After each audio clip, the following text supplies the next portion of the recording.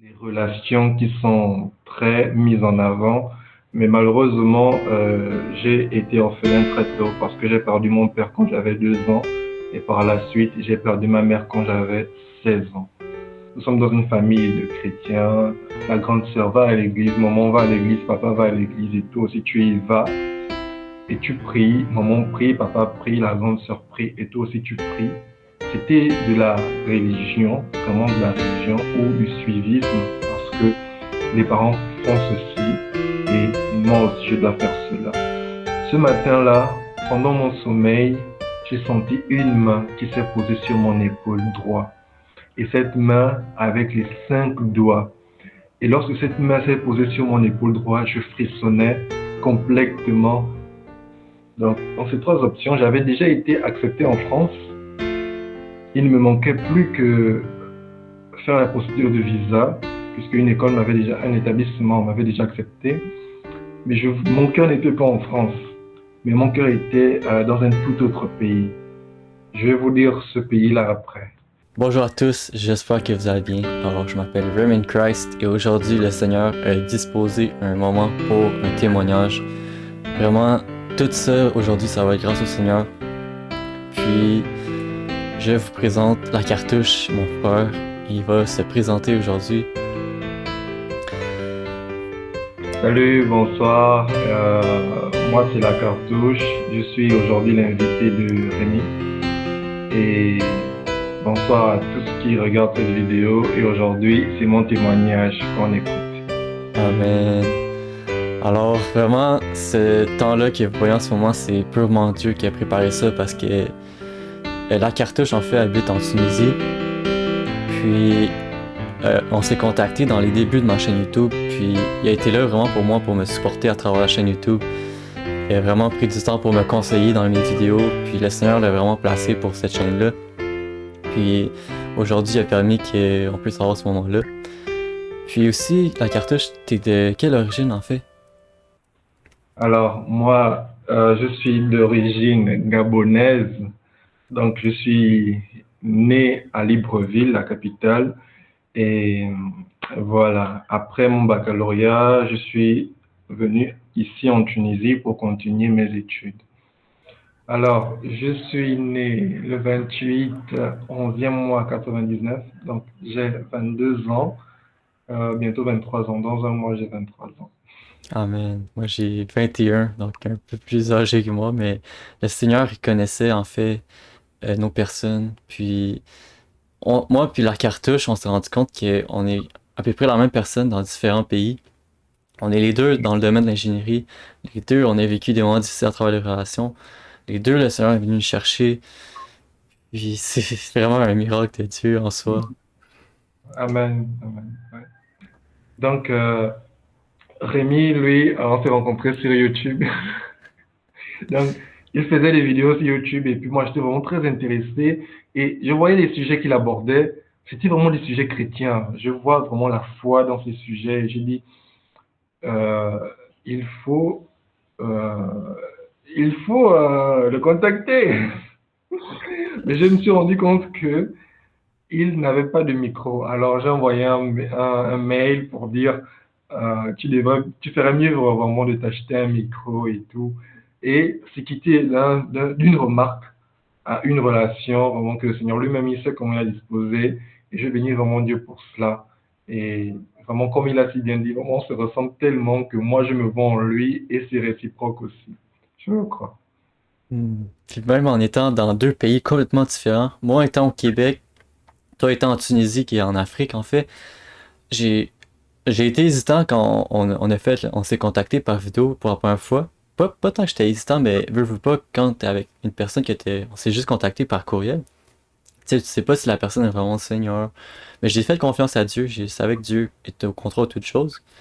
Puis quand on a commencé à parler, j'ai vraiment vu que Dieu était dans ta vie. Puis c'est là qu'on voit quand on a le même esprit, tout découle facilement. En fait, on a le même esprit, puis on a on est un peu pareil à travers cet esprit-là. Alors c'est tellement bénissant. Amen. Alors t'étudies dans quel domaine pour les personnes qui seraient intéressées? Donc, je fais dans le génie mécanique, option maintenance industrielle et productique. Et je suis actuellement en licence troisième année. C'est l'équivalent du bachelor ou bien du baccalauréat pour les Québécois et les Canadiens. Amen. Wow. Des grandes études. Le Seigneur aime ça, les personnes qui sont dévouées pour son royaume. Alors, sans plus tarder, je vais te laisser commencer avec ton témoignage. Vraiment, vas-y chronologiquement pour les autres personnes puissent avoir une idée de qui tu es. Alors, je te laisse le temps entre tes mains, la cartouche. D'accord, ok, merci. Bon, me concernant, je suis, comme j'ai dit, je suis la cartouche. Je suis né dans une famille très, très, très familiale. Par familiale, je veux dire qu'il y a vraiment le lien de la famille. Il y a les relations qui sont très mises en avant. Mais malheureusement, j'ai été orphelin très tôt parce que j'ai perdu mon père quand j'avais 2 ans et par la suite, j'ai perdu ma mère quand j'avais 16 ans. En tant qu'enfant, on ne mesure pas vraiment la difficulté que c'est de perdre un parent parce que l'enfant, il ne se soucie pas de certaines choses. Il passe ses journées à s'amuser, voilà, à découvrir, à explorer le monde par toutes sortes de choses. Mais c'est lorsque on rentre dans la vie d'adulte que tu te rends compte que mais tu n'as pas de père, tu n'as pas de mère en fait. Et là, ça devient maintenant un poids. J'ai tout le temps vécu avec mes oncles et mes tantes et c'était bien sûr un vide qui était en moi, mais le Seigneur a fait grâce, il m'a fait grâce en 2016 de le connaître euh, lors de la fête de fin d'année. Donc, c'est comme ça que le Seigneur s'est révélé en moi en 2016. Et actuellement, de 2016 jusqu'à aujourd'hui, 2022, bientôt 2023, je suis chrétien et je marche selon la volonté de mon Seigneur Jésus-Christ. Amen. Puis, vraiment, parle-nous un peu à partir de, à partir de quand le Seigneur s'est révélé à toi, à quoi ça a ressemblé, comment t'as été amené à Dieu en fait, qu'est-ce qui t'a amené à lui? Hmm. C'est une bonne question et je me remémore encore cet épisode de ma vie parce que c'est quelque chose que je ne peux malheureusement pas, heureusement pas malheureusement, que je ne peux heureusement pas oublier. Et ben quand le Seigneur s'est révélé à moi, c'était vraiment de manière euh, c'était de manière très douce, si je peux le dire, douce, mais je cherche une expression. Vous savez, quand on dit le royaume du ciel ne vient pas de manière à frapper les regards, et c'est une vérité, parce que quand le Seigneur s'est révélé à moi, c'était pas de manière à frapper les regards, mais c'était vraiment d'une manière très discrète. Euh, à l'église, vraiment, le pasteur qui prêchait parlait du Seigneur, et puis il a dit, Dieu te demande aujourd'hui, que veux-tu que je fasse pour toi? Et moi, j'ai pris ça comme si réellement Dieu s'adressait à moi, alors qu'il s'adressait à toute l'assemblée. Mais moi, j'ai attrapé cette parole et me disant que c'est le Seigneur qui s'adresse à moi. Alors, j'ai simplement dit, Jésus-Christ, moi, je veux te ressembler. Parce que je me souvenais encore de ses agissements, de la manière dont il agissait, dont il parlait dans la Bible. Je regardais tout ça, je lisais ça et c'était vraiment extraordinaire. Pour moi, être comme ce type-là, parler comme il parle, aimer les gens comme il aime les gens, agir comme il agit, vraiment, aucun humain ne peut le faire. Surtout la partie où, lorsqu'on amène devant lui cette femme qui a commis l'adultère, et on lui demande, voici, Moïse a dit il faut lapider. Mais Jésus dit, mais parmi vous, celui qui n'a jamais péché, bien qui jette la première pierre. Cette scène m'a toujours interpellé parce que c'est quelqu'un qui ne juge pas, au fait, mais qui est toujours prêt à pardonner. Et c'est ce qui me motivait encore à dire, je veux te ressembler. Et quand je suis rentré chez moi, le Seigneur m'a parlé, il m'a dit, tu as demandé la bonne chose.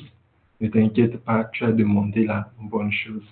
Et c'est dès lors qu'a commencé mon ascension vers le royaume du ciel. Et c'est à ce moment-là où le Seigneur a commencé à faire des dégâts dans ma vie, mais de bons dégâts. Il a commencé à faire vraiment des dégâts dans ma vie, à enlever tout ce qui n'était pas bien, à y mettre la joie. Et vraiment, je me sentais vraiment comme étant une nouvelle personne. Et l'un des points encore phares que je veux ajouter, c'est que lorsque le Seigneur commence à faire des dégâts dans votre vie, je rappelle encore, de bons dégâts, les autres autour de vous le constatent et ils voient, même s'ils ne disent rien, ils constatent le changement, ils constatent le ménage qui est fait dans votre vie. Et c'était le cas également pour moi. Beaucoup de personnes voyaient, certains venaient me le dire, d'autres ne me le disaient pas, mais beaucoup voyaient vraiment les changements qui se opéraient dans ma vie. Et moi, j'étais comme, mais, mais je ne fais rien d'extraordinaire. Je lis seulement ma Bible le soir et puis je médite en allant à l'école. C'est tout. Je ne fais rien d'extraordinaire. Je ne fais pas de jeûne, je ne fais pas de prière intensive, je ne fais pas de jeûne et prière, de séminaire. Je ne faisais vraiment rien d'extraordinaire. Simplement, je lisais ma Bible chaque soir et en allant à l'école, je méditais ce que j'avais lu et c'était tout. Donc, c'est dès ce moment que le Seigneur s'est révélé à moi en 2016 et jusqu'à présent, il continue encore de se révéler parce que j'apprends encore à le connaître. Amen. Puis c'est ça, t'as dit que t'as grandi un peu à l'église, puis il y a peut-être des personnes qui seraient curieuses d'entendre. En fait, euh, comment t'as grandi? Est-ce que t'as grandi proche de Dieu? Est-ce que Dieu pour toi c'est une religion? Comment tu voyais Dieu un peu? Parce que personnellement, moi j'ai grandi loin de Dieu, j'ai jamais connu Dieu avant de qu'il se révèle en moi. Amen. Bon, moi j'ai grandi, je me souciais pas de Dieu en tout cas, c'était pas ma préoccupation. Je me souviens encore quand j'étais petit, environ 5 ans, on était entre enfants du quartier et puis quelqu'un m'avait dit, vous pensez que Dieu existe? C'était un jeune aussi avec qui nous étions tous. Il posait cette question. Et moi, j'étais tellement si sérieux en répondant. J'ai regardé le ciel, j'ai fixé le ciel, j'ai pris vraiment cette réponse du plus profond de moi.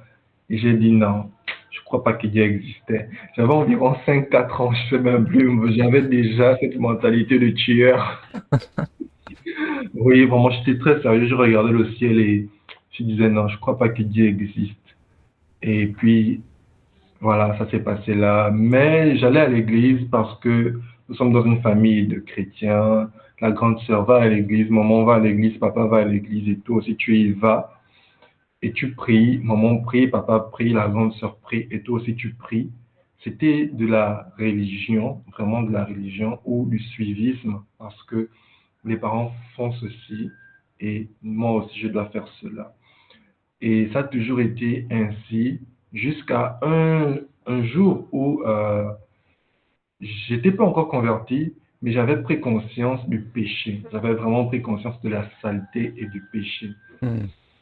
Donc, euh, comprendre que, en fait, j'arrivais à faire des actes et je sens en moi que c'est sale, au fait. Je sens en moi que c'est pas propre, c'est pas digne de Dieu, c'est pas digne de la sanctification de Jésus-Christ. Et sans sans m'en douter, en fait, j'avais déjà commencé, le Saint-Esprit avait déjà commencé en moi le processus de conversion. Parce qu'il y a des gens qui pêchent, mais qui ne se sentent pas sales. Pour eux, c'est tout à fait naturel et normal. C'est comme ce que la Bible dit dans Hmm. le livre de Proverbes en disant, telle voie paraît juste pour un homme, mais sa finalité, c'est la mort. Donc, il y a des gens qui, pour eux, empruntent des voies et des chemins, font des choses et des actes. Pour eux, c'est logique, c'est normal, c'est juste d'agir ainsi. Mais alors que la finalité, c'est la mort. Donc, moi, le Seigneur m'avait déjà touché intérieurement et m'avait fait prendre conscience de la saleté du péché. J'étais à l'intérieur concernant le sexe et tout ce qui va aux alentours du sexe. Mais je n'étais pas encore converti. J'étais dans l'état que Paul dit, le bien que je veux faire, malheureusement, je ne le fais pas. Mais c'est le mal que je déteste, c'est celui-là que je veux, que je fais. Malheur à moi, qui me délivrera de ce corps de la mort. En fait, j'étais complètement dans cet état-là, en fait. Pendant une affaire de 2 à 3 ans, 4 ans, je ne sais plus. Et donc, vous voyez, je quitte de l'état de religion où je vais à l'église par suivisme, à cause de mes parents, puis je vais dans la deuxième étape où je suis en mode, je prends conscience du péché, de la saleté, selon ce que Paul dit, que en moi il y a le péché, donc le bien que je veux faire, c'est celui-là que je ne fais pas. Le mal que je ne veux pas faire, c'est celui-là que je fais. Et je suis emprisonné dans un corps de mort, un corps de péché. Et voilà la deuxième étape dans laquelle je me trouvais. Et dans la troisième étape, c'est là où le Seigneur se révèle à moi et il m'a franchi de tout. Donc voilà, en quelque sorte, c'est toujours dans le même élan du témoignage, mais voilà en quelque sorte d'où Dieu m'a tiré. Amen. Très, très bénissant. Oui, c'est ça. Tu parlais. Je comprends ce que tu veux dire. La sanctification, ça a commencé même avant que le Seigneur se révèle à toi. Parce que je l'ai vécu moi aussi. T'es dans le monde, puis t'essaies de pécher, comme tu dis, puis tu sens en toi que ça fonctionne juste pas. Puis il y a des personnes autour de toi qui peuvent pécher, mais toi, tu comprends pas comment ils font, en fait. Puis c'est vraiment vrai. Puis aussi, on a un peu une idée de comment Dieu commençait à agir dans ta vie tranquillement. Puis est-ce qu'il y a eu un moment particulier parce que Dieu s'est réellement révélé à toi d'une certaine façon? Oui, oui, Dieu s'est révélé à moi de plusieurs façons. Je vais d'abord citer par mon baptême dans le Saint-Esprit. C'était quelque chose de très extraordinaire.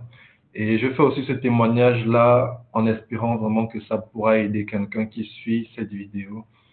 Donc, mon baptême du Saint-Esprit, dans le Saint-Esprit, a été un moment très, très spectaculaire, si je peux dire, parce que j'étais seul dans ma chambre, contrairement aux idées, aux imaginations, contrairement à la science-fiction que nous nous faisons dans nos cerveaux. Vous voyez, on se dit quand je serai baptisé dans le Saint-Esprit, c'est un nuage qui va descendre, ou quand je vais être baptisé dans l'eau, comme pour Jésus également, une voix va se faire entendre, ou bien une colombe va descendre du ciel, venir sur moi. Quand je vais être baptisé du Saint-Esprit, il y aura des anges qui vont apparaître. Vous voyez, on se fait beaucoup d'images, beaucoup de science-fiction, et c'est ça qui limite vraiment l'action de Dieu dans notre vie. Alors que Jésus lui-même l'a clairement dit que le royaume du ciel ne vient pas de manière à frapper les regards, il ne vient pas de manière extravagante. C'est vrai que Jésus, ça s'est passé de cette manière, mais ne veut pas forcément dire que pour toi aussi se passera de cette manière. Ou bien les apôtres, c'était des langues de feu. Ne veut pas forcément dire que pour toi, ce sera avec des langues de feu. Donc, ça peut être de manière très simple. Peut-être que tu n'étais pas rendu compte que tu étais baptisé du Saint-Esprit, mais tu sens en toi la joie, tu sens en toi une nouvelle création, tu sens en toi un renouveau, tu sens en toi euh, tu es léger, tu marches dans l'air, tu as l'impression que les soucis du monde ne t'affectent plus. C'est un signe qui montre que l'Esprit de Dieu est en toi parce que ce genre de choses n'arrivent qu'à qu'à ceux qui naissent de nouveau, qu'à ceux qui ont connu la résurrection avec le Christ. Mais il y a des signes qui ne trompent pas. Il y a vraiment des signes qui ne trompent pas, qui témoignent en toi la nouvelle naissance. Pas besoin d'avoir un nuage Hmm. qui, un nuage qui descend du ciel, pas besoin d'avoir beaucoup de choses que l'on pourrait citer de manière euh, science-fiction, mais simplement à lire les Écritures et avoir à constater le fruit de l'esprit qui est produit en nous. Donc, c'était une parenthèse pour encourager certaines personnes. Donc, me concernant, quand j'ai été baptisé de l'Esprit du Seigneur, c'était un jour où il n'y avait pas cours dans notre école. Et puis j'étais à la maison, je passais toutes mes journées qu'à dormir, à faire des grasses matinées. Mais je m'approchais aussi beaucoup de l'Éternel, mon Dieu, c'est pendant cette période, par la parole, par la louange. Et puis un matin, tandis que j'étais encore au lit, il faisait froid, donc j'étais encore dans la chaleur la chaleur du lit, la chaleur de la couverture et de la couette. Ce matin-là, pendant mon sommeil, j'ai senti une main qui s'est posée sur mon épaule droite.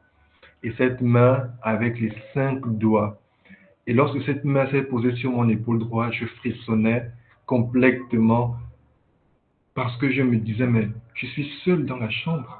Je regardais autour de moi, je disais, mais qui m'a touché? Mais d'où vient cette main? Et là, instinctivement a résonné en moi ce passage biblique qui dit, mais qui est l'homme pour que même le matin quand il se réveille, tu sois à côté de lui. Je crois que c'est écrit dans le livre des psaumes ou bien de Job. Et ce passage a résonné en moi et depuis cet instant, j'ai compris que c'était le Seigneur qui a posé vraiment sa main sur moi comme un sceau pour marquer mon appartenance à, à lui.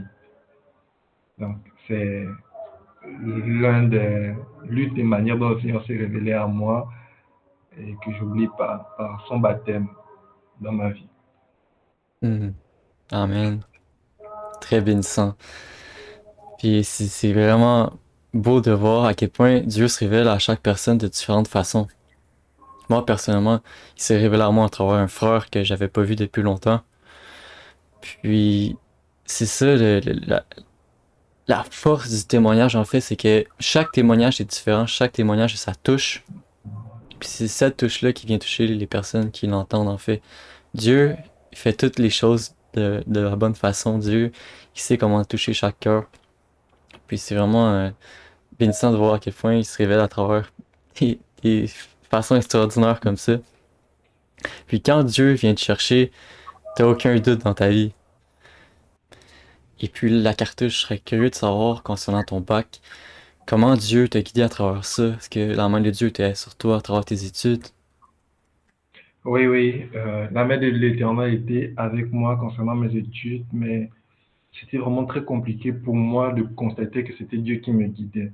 Et au final, avec le recul, je me rends compte que, ah, mais Dieu a toujours été là, au fait, depuis le début. Et notamment, après mon baccalauréat, comme tu l'as si bien annoncé, j'étais un peu sceptique parce que déjà j'ai eu le bac avec mention et j'étais dans l'embarras du choix parce que je devais aller à l'étranger, profiter de la bourse nationale que j'avais, mais je me demandais où je devais aller, dans quel pays je devais aller pour poursuivre mes études. Et j'avais plusieurs options. J'avais la France, j'avais la Tunisie, j'avais le Maroc. Donc, dans ces trois options, j'avais déjà été accepté en France. Il ne me manquait plus que faire la procédure de visa, puisque un établissement m'avait déjà accepté. Mais mon cœur n'était pas en France, mais mon cœur était dans un tout autre pays. Je vais vous dire ce pays-là après. Et vraiment, j'étais tellement si ancré dans ce pays-là, je disais, moi, je veux partir là-bas. C'est là-bas où je veux faire continuer la suite de mes études. Je veux devenir ingénieur là-bas et tout. Et je me suis vraiment donné du zèle. Mais malheureusement, j'avais l'impression que ça n'aboutissait pas. Vraiment, ça bloquait. Et le bureau qui euh, étudiait les dossiers, qui était chargé d'accompagner les étudiants pour euh, aller dans ce pays-là, au fait, demander une somme catastrophique de 1 million. Demander une somme de 1 million. C'était vraiment trop. Mais tellement si aveuglé, j'arrivais pas à voir que non, mais c'est pas normal. C'est pas normal. Et je voulais vraiment y aller, quitte à prendre un crédit. J'étais vraiment prêt à prendre un crédit. Mais ça bloquait toujours. Jusqu'à un niveau où vraiment dans ma chambre, je me suis mis à pleurer. J'ai dit à Dieu, je ne veux plus souffrir. Je ne veux plus me prendre la tête pour des choses vraiment inutiles. Ça fatigue l'esprit et ça donne des dépressions. Alors, j'ai simplement dit Dieu, j'irai en Tunisie. Parmi les trois possibilités que j'avais, j'irai simplement en Tunisie. Et je vous assure que le pays dans lequel je voulais me rendre pour continuer mes études n'était rien d'autre que l'Ukraine. C'était en 2020. Et le Seigneur avait déjà vu que 1 an plus tard, des choses graves devaient arriver à l'Ukraine. Et vraiment, j'ai été tellement si peiné quand j'ai vu ce qui se passe en Ukraine et surtout la manière dont les gens sont obligés de fuir ce pays-là. Je parle des étrangers comme je parle aussi des autochtones.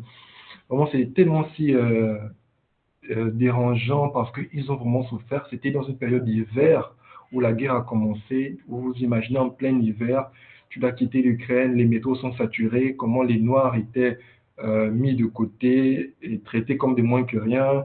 Même les Ukrainiens, les Blancs eux-mêmes étaient encore, il y avait du racisme à l'intérieur. Donc vous vous imaginez, il y avait du racisme entre Ukrainiens, il y avait du racisme entre nationalités et encore entre Noirs parce que il fallait privilégier certaines personnes pour quitter l'Ukraine. Vous voyez, c'était tellement si complexé, mais vraiment les médias ont montré la réalité. Mais aussi, si j'étais allé en Ukraine, je devais renoncer aussi à mes études à cause de la guerre. Et vous voyez, le Seigneur avait vraiment vu jusqu'au futur. Et c'était pas pour rien qu'il a bloqué toutes les portes. Et pour moi, c'était impossible d'y accéder parce que le Seigneur avait bloqué. Et j'ai pris la décision de venir en Tunisie. Et je me sens vraiment à l'aise ici en Tunisie. Je me sens bien. Je me sens chez moi. J'ai l'impression d'être tunisien. Je vis avec une famille tunisienne, des amis tunisiens. Et vraiment, le Seigneur me bénit vraiment ici, là. Donc, c'est ce qui s'est passé pour mes études. Et ce que je peux donner comme conseil, je le donne aussi à moi-même. Vraiment, faites confiance au Seigneur. Il sait tout et il connaît tout. Et tout ce qu'il le fait, c'est vraiment pour notre bien. C'est vraiment pour notre bien. Y compris l'histoire de Joseph. Je veux dire par là que Joseph, s'il était nommé ministre de l'Égypte, sans passer par tout ce qu'il a traversé, je crois que c'est un Joseph orgueilleux, c'est un Joseph revanchard, c'est un Joseph sadique qu'on aurait eu au pouvoir. Il a vraiment fallu qu'il passe par là afin de briser son cœur. Les gens voient son comportement quand il était avec son père. C'était quelqu'un qui trahissait ses frères. Vous voyez un peu le comportement et tout. Donc, les plans de Dieu, parfois ça peut faire très mal. Parfois ça fait mal quand c'est pas selon notre volonté, c'est pas selon nos envies. Tu rencontres une très belle fille, une sœur que tu aimes, elle est tellement si jolie, elle aime Dieu, elle aime la parole, et tu te dis dans ton cœur que c'est elle que je vais épouser. Mais vous vous êtes déjà accordé. Mais tu te rends compte que ça bloque, l'Éternel n'est pas d'accord avec cela. Bénis simplement l'Éternel, ton Dieu. Parce que Hmm. lui qui t'a créé, il sait qui t'ira. Il sait, il connaît la personne qui ira, qui fera euh, une seule paire avec toi. Hmm, Un très seul vrai. corps avec toi. Vraiment, faisons confiance à Dieu. C'est plus facile à dire qu'à faire, mais faisons, mettons de la force à l'intérieur et on y arrivera. Hmm, amen. Très vrai ici. Le plus difficile, c'est faire confiance à Dieu à travers tout ça. Puis on le voit à travers la Bible. Job, il a eu de la misère à faire confiance à Dieu. Il était prêt à acheter en bas du bateau tellement qu'il savait plus quoi faire en fait. Alors vraiment, très bénissant. Ouais. Tu pourrais-tu me parler vraiment de à quel point quand Dieu se révèle à toi, c'est impossible de douter en fait, c'est tellement miraculeux. Je serais curieux de savoir s'il y a un peu des miracles qui se sont produits dans ta vie. Oui, bien sûr, c'est vraiment tellement miraculeux et parfois on pense être fou, parfois on pense avoir perdu la boule, parfois on pense avoir perdu la tête, mais on ne se rend pas compte qu'au fait, en nous, il y a un nouveau ménage, en nous, il y a eu des dégâts nouveaux et on se pose encore beaucoup de questions, mais comment j'arrive à faire ceci ou bien c'est quoi cette voix dans mon esprit? Au fait, c'est simplement la cohabitation de l'Esprit de Dieu en nous. Je me souviens encore ce jour où j'avais, pour mon anniversaire, j'avais organisé une mini-fête et j'avais même invité mes voisins et on avait partagé le gâteau. Et mes voisins voulaient apporter chez eux une tranche de gâteau. Mais chez eux, c'était à quelques mètres, bien sûr. Mais un long protocole. S'il faille qu'ils retournent chez eux, ils apportent une assiette, ils prennent la tranche de gâteau pour retourner. Alors donc, j'ai simplement dit, d'accord, je vais vous donner une tranche de gâteau dans notre assiette, dans notre plat, et j'ai couvert. Ils sont partis, ils ont mangé, parce que ils ne pouvaient pas passer du temps avec nous à cause du temps. Alors, vient le moment où il faudrait que j'aille réclamer mon plat parce que c'était pas à moi, c'était à ma grande sœur. Il fallait que j'aille réclamer le plat chez le voisin. Et à chaque fois, il me disait désolé, on l'a pas lavé, on ne l'a pas lavé. Et du coup, je ne savais pas. Je ne savais pas pourquoi comment dit-on, chaque fois que j'allais de réclamer mon plat, l'assiette qui ne m'appartenait pas d'ailleurs, qui appartenait à ma grande sœur, mais ils trouvaient des prétextes et tout. Et puis un jour, ils m'ont finalement avoué en me disant, désolé, mais le plat s'est cassé. Et je n'en revenais pas. J'ai dit, mais vous n'êtes pas des enfants quand même, vous êtes des adultes. Comment pouvez-vous casser un plat? Bien sûr, je ne leur ai pas dit ça ouvertement, mais j'étais, euh, j'étais vraiment gêné ce jour-là. Et sachant que le pain ne m'appartenait pas, mais appartenait à ma grande sœur. Il fallait maintenant trouver une solution. Et ma grande sœur me rappelait chaque fois parce qu'elle est très minutieuse. Elle connaît le nombre d'assiettes qu'elle a dans sa cuisine, le nombre de casseroles. Elle connaît tout de sa cuisine. Et elle demandait toujours où est le plat qui manque, où est le plat qui manque. Et un jour, tellement j'étais agacé de l'écouter, j'ai pris mon argent de poche, je suis allé au marché, aller acheter une nouvelle assiette. Donc, j'avais deux options.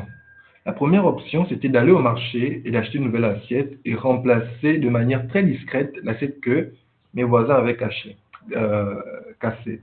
La seconde option était d'aller dire à mes voisins, comme vous avez cassé un plat qui nous appartenait, eh bien, restituez un autre en échange. Donc, j'étais dans ces deux options-là. J'étais vraiment dans l'embarras du choix et j'ai décidé d'aller en acheter un autre parce que je ne voulais pas gêner mes voisins.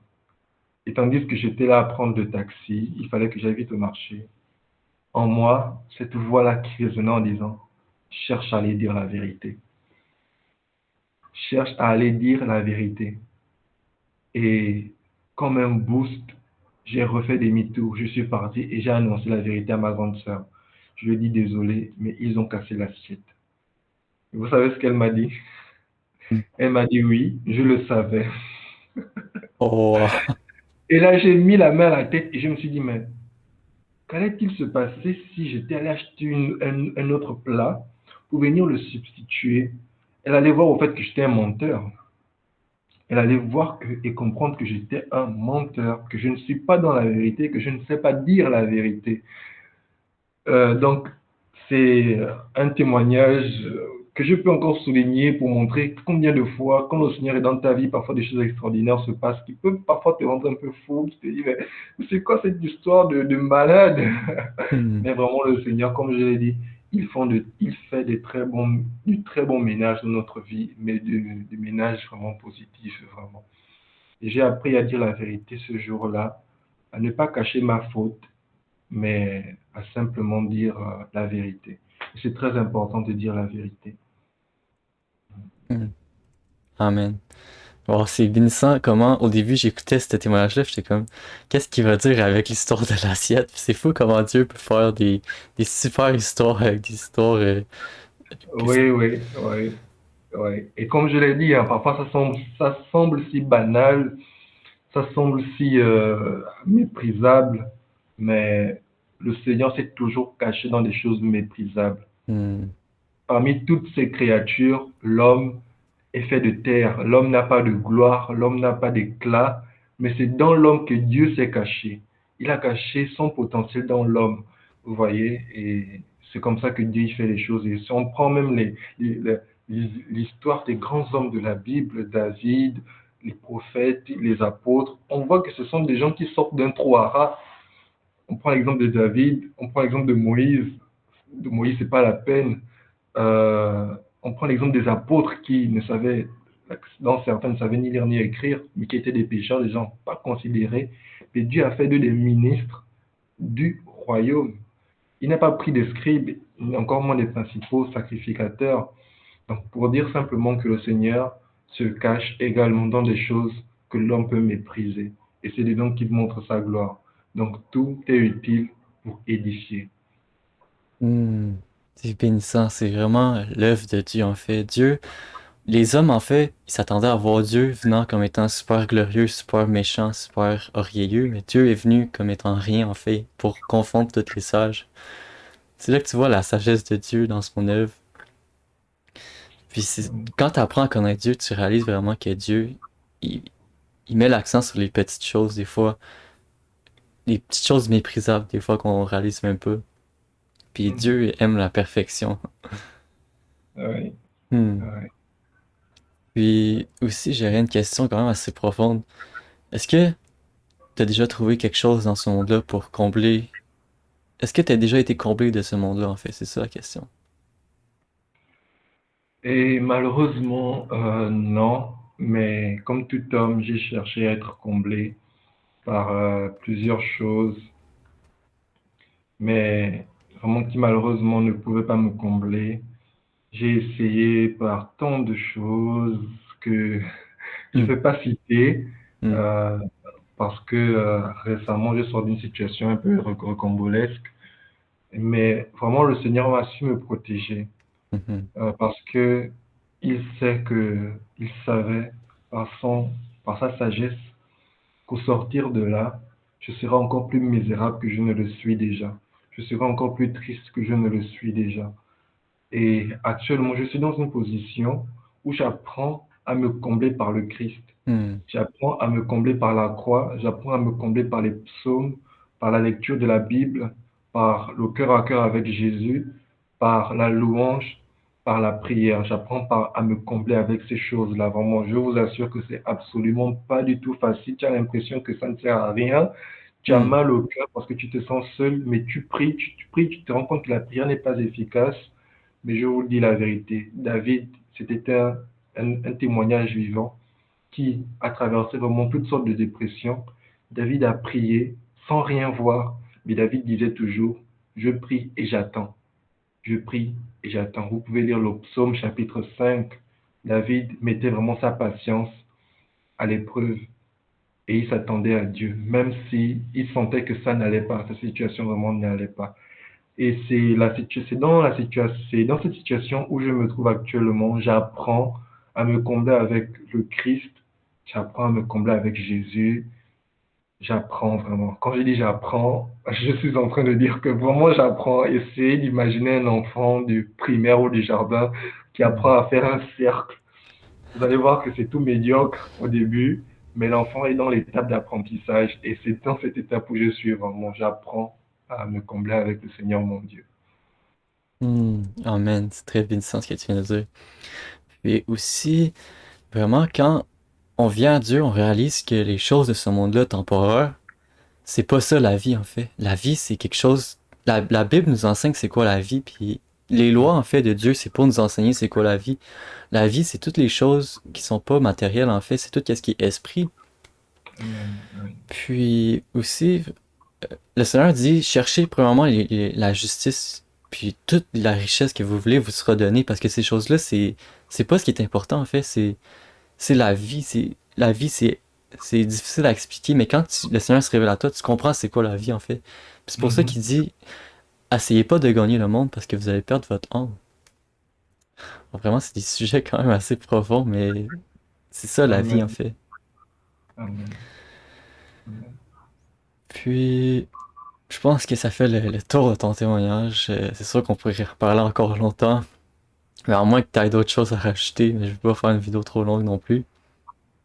Mhm. Mais pour comme mot de la fin, qu'est-ce que tu dirais aux personnes qui doutent encore de Jésus-Christ dans leur vie, qui sont pas encore sûrs de si c'est le vrai chemin, la vérité, la vie.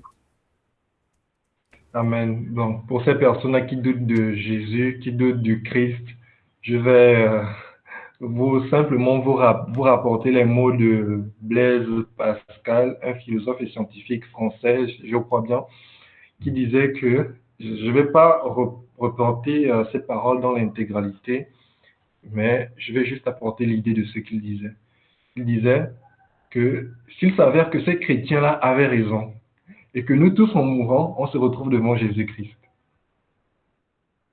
Et s'il s'avérait que ces chrétiens-là avaient tort, au final, on n'a rien perdu. Donc, Blaise Pascal disait simplement que si nous, les chrétiens, nous avons raison, que c'est Jésus-Christ qui donne le chemin, vu les commandements simples et basiques qu'il nous demande de mettre en pratique, donc aimer son prochain, euh, obéir à la loi, en fait, je vais simplement donner un seul commandement, aimer son prochain. Vous allez me dire que oui, mais moi j'aime déjà mon prochain. Je fais non, mais on a encore besoin de Jésus-Christ parce que notre justice ne suffit pas à se présenter devant Dieu. Parce que l'homme, de nature, il est sale. Il est sale de mauvaises pensées.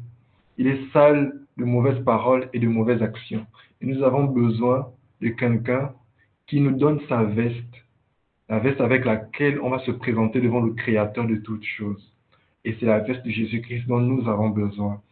Et comme Blaise Pascal l'a dit, vous ne perdez rien si vous donnez votre vie à Jésus-Christ. Oui, vous allez perdre, désolé, vous allez perdre, mais ce que vous allez perdre, c'est votre ancienne vie. C'est vos dépressions, c'est vos douleurs, c'est votre haine, c'est votre colère, c'est votre amour pour le péché, c'est vos idoles que vous allez tout perdre. Mais si vous acceptez volontairement de perdre et pour embrasser la nouvelle vie de Jésus-Christ, qui je vous garantis n'est pas du tout une vie ennuyeuse, mais c'est vraiment une vie qui vaut la peine d'être vécue. Et donc, c'est ce que j'aimerais vous dire en mot de fin. J'espère que ça vous aura vraiment convaincu. Mais vraiment, croyez-moi, la vie chrétienne vaut la peine d'être vécue parce que Jésus-Christ est bel et bien vivant. Et qu'on le veuille ou non, qu'on le croit ou pas, Christ est vivant. Christ est venu sur la terre. Il est allé à la croix, pas parce que les gens voulaient le tuer. C'est vrai qu'ils voulaient le tuer, mais il est allé à la croix lui-même parce qu'il a décidé. Il a décidé, mais de manière naturelle. C'était comme un coup monté.